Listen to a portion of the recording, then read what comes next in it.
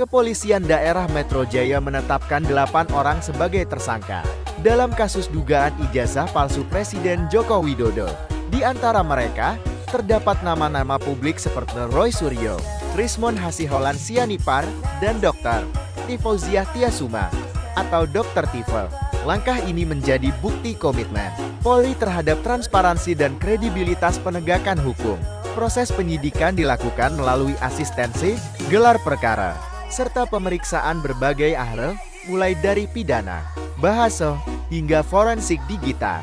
Pendekatan berbasis data dan metode ilmiah ini menunjukkan bahwa Polri bekerja dengan prinsip profesionalitas, bukan sekadar merespons tekanan opini publik. Keadilan ditegakkan dengan Jadi guys, belakangan ini nama Roy Suryo lagi rame banget dibahas. Yap, mantan Menpora itu resmi ditetapkan jadi tersangka dalam kasus dugaan ijazah palsu Presiden Jokowi. Tapi yang menarik, bukan soal statusnya, melainkan responnya. Roy nggak langsung marah-marah atau bikin drama.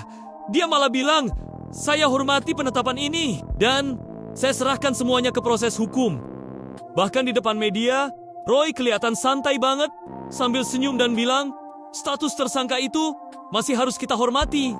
Artinya, Roy secara nggak langsung ngakuin kalau Polri memang punya kewenangan dan legitimasi buat nyelidikin kasus ini. Dia menghormati proses penyidikan yang dijalankan Bareskrim Polri. Artinya, dia percaya bahwa Polda Metro Jaya menetapkan Roy Suryo dan sejumlah pihak sebagai tersangka kasus dugaan ijazah palsu Presiden Joko Widodo. Penetapan ini diumumkan secara terbuka, menunjukkan bahwa Polri tidak bekerja di balik layar, tapi transparan dan siap diawasi publik. Kasus ini ditangani dengan pemetaan jelas. Ada klaster penyebar dan klaster pembuat tuduhan, menandakan penyidikan yang sistematis dan terukur. Langkah ini menegaskan komitmen Polri. Siapapun yang menebar tuduhan serius tanpa dasar hukum akan diproses.